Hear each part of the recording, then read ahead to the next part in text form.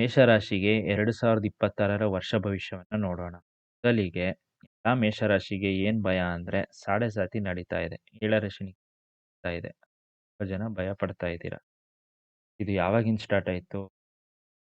March 28, 2025ರಿಂದ ಸಾಡೆ-ಸಾತಿ start ಆಯ್ತು. ಇದ್ರ ಮಧ್ಯ ಶನಿ ವಕ್ರಿಯಾಗಿದ್ರು. ಸ್ಯಾಟರ್ನ್ ರೆಟ್ರೋಗೇಟ್ ಆಗಿತ್ತು.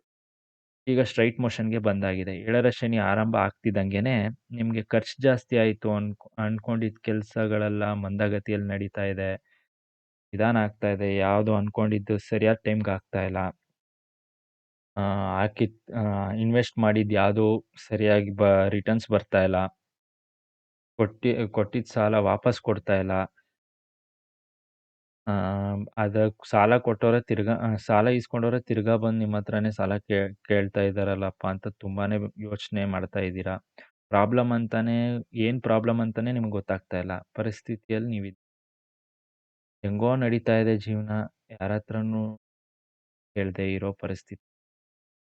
ಮೇಷರಾಶಿಯವರಿಗೆ ನಿಮಗೆ ಮೊದಲ ಗುಡ್ ನ್ಯೂಸ್ ಏನಂದ್ರೆ 2026ನೇ ವರ್ಷ ಆರಂಭದಿಂದಲೇ ನಿಮಗೆ ರಾಶ್ಯಾಧಿಪತಿ ಕುಜನು ಭಾಗ್ಯಸ್ಥಾನದಲ್ಲಿದ್ದಾರೆ. ಇದು ಬಂದು ನಾನು ಜನವರಿಯಿಂದ ಮಾರ್ಚ್ 15ವರೆಗೆ ಹೇಳ್ತಾ ಇರೋದು. ಭಾಗ್ಯಸ್ಥಾನದಲ್ಲಿರುವ ಕುಜನು ಮತ್ತೆ ಅವರೇ 10ನೇ ಮನೆಯಲ್ಲಿ ಉಚ್ಚ ಸ್ಥಾನಕ್ಕೆ ಹೋಗ್ತಾರೆ. ಅಂದರೆ ಧನುಸು ರಾಶಿಯಲ್ಲಿ ಇರ್ತಾರೆ. ಆಗ ಗುರುವಿನ ನೇರ ದೃಷ್ಟಿ ಆ ಮನೆಗೆ ಬೀಳುತ್ತೆ. ನಿಮ್ಮ ರಾಶ್ಯಾಧಿಪತಿ ಮೇಲೆ ಬೀಳುತ್ತೆ. ಇದನ್ನು ಗುರು ಮಂಗಳ ಯೋಗ ಅಂತಾನೆ ಕರೀತಾರೆ. ಮತ್ತೆ ಅವರು ಮಕರಕ್ಕೆ ಹೋಗ್ತಾರೆ. ಮಕರದಲ್ಲಿ ಕುಜ ಉಚ್ಚ ಸ್ಥಾನದಲ್ಲಿ ಇರ್ತಾರೆ.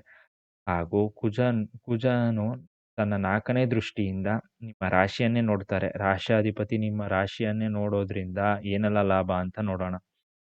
ಇಷ್ಟು ದಿನ ನೀವು ಅವರಿವರ ಹತ್ರ ಹೋಗಿ ಅವರಿಂದ ನನಗೆ ಲೈಫ್ ಚೇಂಜ್ ಆಗುತ್ತಾ, ಅವರಿಂದ ನನಗೇನಾದ್ರು ಹೆಲ್ಪ್ ಆಗುತ್ತಾ, ಲಾಭ ಆಗುತ್ತಾ ಅಂತ ಯೋಚಿಸ್ತಾ ಇದ್ರಿ. ಆದರೆ ಇವಾಗ ಅವರೆಲ್ಲ ಬಂದು ನಿಮ್ಮ ಹತ್ರ ಯೋಚನೆ ಬಂದು ನಿಂತ್ಕೋತಾರೆ. ಖಂಡಿತ ಉದ್ಯೋಗದಲ್ಲಿ ಉನ್ನತ ಸ್ಥಾನಕ್ಕೆ ಹೋಗ್ತೀರಾ ನೀವು. ಭಾಗ್ಯೋದಯವಾಗುತ್ತೆ ಮತ್ತು ಅಭಿವೃದ್ಧಿ ಹೊಂದ್ತೀರಿ. ಯಾರೆಲ್ಲ ಇಷ್ಟು ದಿನ ಬಿಸ್ನೆಸ್ ಲಾಸ್ ಅಂತ ಹೇಳಿ ಬಿಸ್ನೆಸ್ನ ಕ್ಲೋಸ್ ಮಾಡಬೇಕು ಅಂತ ಅನ್ಕೊಂಡಿದ್ರಿ, ಅವರೆಲ್ಲ ಮತ್ತೆ ಬಿಸ್ನೆಸ್ ಆರಂಭ ಮಾಡ್ತೀರಾ. ಇದು ಲಾಭಕ್ಕೆ ತಂದ್ಕೊಡುತ್ತೆ. ಯಾಕೆಂದ್ರೆ ರಾಶ್ಯಾಧಿಪತಿ ಭಾಗ್ಯಸ್ಥಾನದಲ್ಲಿರೋದ್ರಿಂದ ನಿಮ್ಮ ರಾಶಿಯನ್ನೇ ನೋಡೋದ್ರಿಂದ ನಿಮಗೆ ಧೈರ್ಯ ಬರುತ್ತೆ. ಮುನ್ನುಗ್ತೀರಾ, ಎಲ್ಲ ಕೆಲಸಗಳನ್ನು ಜಯಿಸ್ತೀರಾ. ಇಲ್ಲಿ ಭಾಗ್ಯಸ್ಥಾನ ಅಂದ್ರೆ ಏನು ಅಂದ್ರೆ ನೀವು ಧರ್ಮ ಕಾರ್ಯಗಳಲ್ಲಿ ಭಾಗಿಯಾಗ್ತೀರಾ ಹಾಗೂ ವಾಹನಗಳನ್ನು ಖರೀದಿ ಮಾಡ್ತೀರಾ. ಹೋಮ ಹವನಗಳಲ್ಲಿ ಭಾಗಿಯಾಗ್ತೀರಾ. ಇದೆಲ್ಲದಕ್ಕೂ ಒಂದು ಸರ್ಪ್ಲಸ್ ಅಮೌಂಟ್ ಅಂತ ಬೇಕಲ್ವಾ? ಆ ಅಮೌಂಟ್ ಎಲ್ಲಿಂದ ಬರುತ್ತೆ? ನೀವು ದುಡಿಯೋಕೆ ದಾರಿ ಮಾಡಿಕೊಡ್ತಾರೆ. ಬೇಕಾದ ಎಲ್ಲಾ ದಾರಿಗಳು ಭಾಗ್ಯಸ್ಥಾನದಲ್ಲಿರುವ ನಿಮ್ಮ ರಾಶ್ಯಾಧಿಪತಿ ಮಾಡಿಕೊಡ್ತಾರೆ. ಡೌಟೇ ಬೇಡ. ಬುಧ ಮತ್ತು ಶುಕ್ರ ನಿಮ್ಮ ರಾಶಿಗೆ ಅಪೋಸಿಟ್ ಗ್ರಹಗಳಾಗಿದ್ದರೂ 10ನೇ ಮನೆಯಾದ ಉದ್ಯೋಗ ಸ್ಥಾನಕ್ಕೆ ಕರ್ಮಭಾವ ಅಂತಾನೆ ಕರೀತಾರೆ ಉದ್ಯೋಗ ಸ್ಥಾನನ. ಅದನ್ನ ದಾಟಿ 11ನೇ ಮನೆಗೆ ಲಾಭ ಸ್ಥಾನಕ್ಕೆ ಬರ್ತಾರೆ ಆಕ್ಚುಲಿ ಹೇಳ್ಬೇಕಂದ್ರೆ ದ ಮ್ಯಾಜಿಕ್ ಬಿಗಿನ್ಸ್ ನೌ. ಯಾಕೆ ಅಂದ್ರೆ ರಾಶ್ಯಾಧಿಪತಿ ಕುಜ, ಬುಧ, ಶುಕ್ರ, ಸೂರ್ಯ ಎಲ್ಲ ಗ್ರಹಗಳು ಮಾರ್ಚ್ 15ರ ನಂತರ ಕುಂಭದಲ್ಲಿ ಅಂದ್ರೆ 11ನೇ ಮನೆಯಲ್ಲಿರುವ ರಾಹುವನ್ನ ಕ್ರಾಸ್ ಮಾಡ್ತಾರೆ. ಆಗ ರಾಹುಕೇತು ನೋಡೊಳಗೆ ಎಲ್ಲಾ ಗ್ರಹಗಳು ಬಂದ್ಬಿಡುತ್ತೆ. ಇದನ್ನ ಕಾಲಸರ್ಪದೋಷ ಅಂತ ಕರೀತಾರೆ. ಹಾಗಾಗಿ ಎಲ್ಲಾ ಗ್ರಹಗಳು ತನ್ನ ಶಕ್ತಿಯನ್ನ ಕಳ್ಕೊಳ್ತದೆ. ಇದೇ ಸಮಯದಲ್ಲಿ ಗುರು ತನ್ನ 9ನೇ ದೃಷ್ಟಿಯಿಂದ ನಿಮ್ಮ ರಾಶಿಯ 11ನೇ ಮನೆಯನ್ನ ನೋಡ್ತಾರೆ. 11ನೇ ಮನೆಯಲ್ಲಿ ರಾಹು ಇರ್ತಾರೆ. ಆಗ ನಿಮಗೆ ಉದ್ಯೋಗದಲ್ಲಿ ಕೀರ್ತಿ ಹೆಚ್ಚಾಗುತ್ತೆ. ನಿಮಗೆ ಕಿಚ್ಚು ಬರುತ್ತೆ ಕೆಲಸದಲ್ಲಿ. ಕೆಲಸ ಮಾಡಬೇಕು ಸ್ಟಾರ್ಟ್ ಮಾಡ್ತೀರಾ ಎಲ್ಲ ಅನ್ಕೊಂಡಿದ್ದೆಲ್ಲ ನಿಮಗೆ ಲಾಭ ತಂದು ಕೊಡುತ್ತೆ. ನೀವು ಟ್ಯಾಕ್ಸ್ ಕಟ್ಟೋ ಲೆವೆಲ್ಗೆ ಸಂಪಾದನೆ ಮಾಡ್ತೀರಾ. ಇದೆಲ್ಲ ಮಾರ್ಚ್ 15ರಿಂದ ಜೂನ್‌ವರೆಗೆ ನಡೆಯುತ್ತೆ. ಈಗ ಇನ್ನೊಂದು ಕಡೆ ಏನಾಗುತ್ತೆ ಅಂದ್ರೆ 5ನೇ ಮನೆಯಲ್ಲಿ ಕೇತು ಇದ್ದಾರೆ. ಈಗ ನಾವು 11ನೇ ಮನೆಯಲ್ಲಿರುವ ರಾಹು ಏನ್ ಮಾಡುತ್ತೆ ಅಂತ ನೋಡಿದ್ವಿ. 11ನೇ ಮನೆಯಲ್ಲಿರುವ ರಾಹುವಿಂದ ಏನಾಗುತ್ತೆ ಅಂತ ನೋಡಾಯ್ತು. ಕೇತು ಬಗ್ಗೆ ನೋಡ್ಬೇಕಲ್ವೇ? ಕೇತು ರಾಹು ಬಂದು ಕೊಟ್ಟು ಕೆಡಿಸ್ತಾರೆ. ಆದರೆ ಕೇತು ಎಲ್ಲವನ್ನೂ ಕೆಡಿಸಿ ಕೊನೆ ಕೊಡ್ತಾರೆ.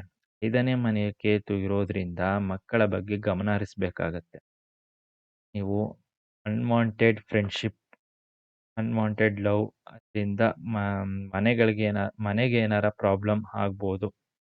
ಹಾಗಾಗಿ ಅದರ ಬಗ್ಗೆ ಸ್ವಲ್ಪ ಗಮನ ಹರಿಸಬೇಕಾಗತ್ತೆ. ಅನ್ನೆಸೆಸರಿ ಎಕ್ಸ್‌ಪೆನ್ಸಸ್ ಬರುತ್ತೆ. ಇದರ ಕಡೆ ಸ್ವಲ್ಪ ಗಮನ ಹರಿಸಬೇಕಾಗತ್ತೆ. ರಾಹು, ಕೇತು ನೋಡೊಳಗೆ ಎಲ್ಲಾ ಗ್ರಹಗಳು ಬರೋದ್ರಿಂದ ಸ್ಯಾಟ್ರನ್ ಅಂದ್ರೆ ಶನಿಯು ತನ್ನ ಬಲವನ್ನ ಕಳ್ಕೊತಾರೆ. ಹಾಗಾಗಿ ನಿಮಗೆ ಸಾಡೆ ಸಾತಿ ಪ್ರಭಾವ ಸ್ವಲ್ಪ ಕಡಿಮೆ ಆಗತ್ತೆ. ಇದರಿಂದ ತುಂಬಾ ಕಷ್ಟಗಳು ಕೊಡೋದಿಲ್ಲ. ಬೇಡದೇ ಇರೋ ಖರ್ಚು ಅಷ್ಟಾಗಿ ಬರೋದಿಲ್ಲ. ಇದೆಲ್ಲ ಜೂನ್ 5ರ ನಂತರ ಆ, ಐ ಜೂನ್ 5ರ ನಂತರ ಗುರು ದೃಷ್ಟಿ ಬೀಳೋದ್ರಿಂದ ಏನಾಗುತ್ತೆ ಅಂತಾನೂ ನೋಡೋಣ. ಜೂನ್ 5ರ ನಂತರ ಏನಾಗುತ್ತೆ ಅಂದ್ರೆ ಗುರು ಕಟಕ ರಾಶಿಗೆ ಪ್ರವೇಶ ಮಾಡ್ತಾರೆ. ಆಗ ತನ್ನ 9ನೇ ದೃಷ್ಟಿಯಿಂದ ತನ್ನ ಸ್ವಂತ ಮನೆಯಾದ ಮೀನ ರಾಶಿಯನ್ನ ನೋಡ್ತಾರೆ. ಇದರಿಂದ ಗುರು ದೃಷ್ಟಿ ಶನಿ ಮೇಲೆ ಬೀಳೋದ್ರಿಂದ ಇಷ್ಟು ದಿನ ಅನುಭವಿಸಿದ ಅವಮಾನಗಳು, ತೊಂದರೆಗಳು ಎಲ್ಲ ಮೆಟ್ಟಿ ನಿಂತು ಯಾರ್ಯಾರು ಅವಮಾನ ಮಾಡಿದ್ರು ಅವರ ಮುಂದೆನೆ ಬೆಳೆದು ನಿಲ್ತಾರೆ. ಆ ಲೆವೆಲ್ಗೆ ಗುರು ನಿಮ್ಮ ಬೆನ್ನೆಲುಬಾಗಿ ನಿಲ್ತಾರೆ. ಶನಿ ಪ್ರಭಾವವು ಕೊಂಚ ಕಡಿಮೆ ಆಗುತ್ತೆ. ಸ್ಯಾಟರ್ನ್ ಡಿಆಕ್ಟಿವೇಟ್ ಆಗುತ್ತೆ ಅಂತಾನೆ ಹೇಳ್ಬೋದು. ಜುಲೈ 17ರ ನಂತರ ಕೆಲವು ಗ್ರಹಗಳು ರಾಹು ಕೇತುವಿನಿಂದ ಈಚೆ ಬಂದರೂ ನಿಮಗೆ ಒಂಥರ ಶುಭ ಫಲಗಳನ್ನೇ ಹೇಳಬೇಕು. ಯಾಕೆ ಅಂದ್ರೆ ಗುರುವಿನಿಂದ ನಿಮಗೆ ಉತ್ತಮ ಫಲಿತಾಂಶ ಹೇಳಬೇಕಾಗತ್ತೆ. ಪಂಚಮಹಾಪುರುಷ ಯೋಗದಲ್ಲಿ ಇದಕ್ಕೆ ಹಂಸಯೋಗ ಅಂತ ಕರೀತಾರೆ. ಏಕೆಂದ್ರೆ ಗುರು ತನ್ನ 9ನೇ ದೃಷ್ಟಿಯಿಂದ 12ನೇ ಮನೆಯಲ್ಲಿರುವ ಶನಿಯನ್ನು ನೋಡ್ತಾರೆ ಹಾಗೂ ಮೇಷರಾಶಿಯವರಿಗೆ 4ನೇ ಮನೆಯಲ್ಲಿ ಅಂದರೆ ಕೇಂದ್ರದಲ್ಲಿ ಗುರು ಉಚ್ಚ 9ನೇ ಮನೆಯ ಅಧಿಪತಿ 4ನೇ ಮನೆಯಲ್ಲಿದ್ದು 10ನೇ ಮನೆಯನ್ನು ನೋಡುವುದರಿಂದ ಉದ್ಯೋಗದಲ್ಲಿ ಕೀರ್ತಿ. ಇದನ್ನ ಧರ್ಮ ಕರ್ಮಾಧಿಪತಿ ಯೋಗ ಅಂತ ಕರೀತಾರೆ. ಇದರಿಂದ ಏನಾಗುತ್ತೆ ಅಂದ್ರೆ ಹೊಸದಾಗಿ ನೀವು ಜಾಗವನ್ನ ಖರೀದಿ ಮಾಡ್ತೀರಾ, ಮನೆ ಕಟ್ತೀರಾ, ಕಂಫರ್ಟ್ ಝೋನ್ ಬರ್ತೀರಾ, ಲಕ್ಸುರಿ ಲೈಫ್ ಲೀಡ್ ಮಾಡ್ತೀರಾ, ಎಲ್ಲ ಹೆಚ್ಚಾಗುತ್ತೆ. ನೆಕ್ಸ್ಟ್ ಲೆವೆಲ್‌ಗೆ ಹೋಗ್ತೀರಾ. ಓವರ್ ಆಲ್ ಹೇಳ್ಬೇಕಾದ್ರೆ ಕೆಲಸದ ವಿಚಾರದಲ್ಲಿ ವಿದೇಶಿ ಪ್ರಯಾಣ ಪ್ರಾಪ್ತಿ, ಶುಭ ಕಾರ್ಯ ನೆರವೇರುತ್ತೆ. ಎ ನೀವು ಅವಮಾನ ಪಟ್ಟರು ಪಟ್ಟಿದ್ದ ಜಾಗದಲ್ಲಿ ಅದೇ ಜಾಗದಲ್ಲಿ ತಿರುಗಿ ನಿಂತು ಅಲ್ಲೇ ಸನ್ಮಾನ ಮಾಡ್ಕೋತೀರ. ಮೇಷರಾಶಿ ಅಂದ್ರೆ ಒಂಥರ ರಫ್ ಅಂಡ್ ಟಫ್. ಯಾ ಯಾರಿಗೂ ತಲೆಬಾಗಲ್ಲ. ಒಂದು ಆಟಿಟ್ಯೂಡ್. ಹಾಗಾಗಿ ನಿಮ್ಗೆ ಎಲ್ಲಿ ಅವಮಾನ ಆಯ್ತೋ ಅಲ್ಲೇ ಎದ್ದು ನಿಲ್ತೀರ. ಗುರುವಿನಿಂದ ಇದೆಲ್ಲ ನೆರವೇರುತ್ತೆ. ಈ ವರ್ಷ ನಿಮಗೆ ಗುರುಗ್ರಹದಿಂದ ಇದೆಲ್ಲ ನೆರವೇರೋದ್ರಿಂದ ಇನ್ನೊಂದು ಆಂಗಲ್ ನೋಡ್ಬೇಕು. ನಿಮಗೆ ವರ್ಷದ ಕೊನೆಯಲ್ಲಿ ಒಂದು ಇದೆ. ರಾಹು 10ನೇ ಮನೆಗೆ ಬರ್ತಾರೆ ಆಗ ವರ್ಷದ ಕೊನೆಗೆ. ಕೇತು 4ನೇ ಮನೆಗೆ ಬರ್ತಾರೆ. 10ನೇ ಮನೆಯಲ್ಲಿ ಒಂದು ಪಾಪಗ್ರಹ ಆದ್ರೂ ಇರಬೇಕು ಅಂತಾನೆ ಹೇಳ್ತಾರೆ. ಗುರು ತನ್ನ 5ನೇ ದೃಷ್ಟಿಯಿಂದ 8ನೇ ಮನೆಯನ್ನ, 7ನೇ ದೃಷ್ಟಿಯಿಂದ 10ನೇ ಮನೆಯನ್ನ ಹಾಗೂ 9ನೇ ದೃಷ್ಟಿಯಿಂದ 12ನೇ ಮನೆಯನ್ನ ನೋಡ್ತಾರೆ. ಇದರಿಂದ ನಿಮಗೆ 2026ರಲ್ಲಿ ನಿಮಗೆ ಇಷ್ಟು ದಿನ ಪಟ್ಟ ಕಷ್ಟಕ್ಕೆಲ್ಲ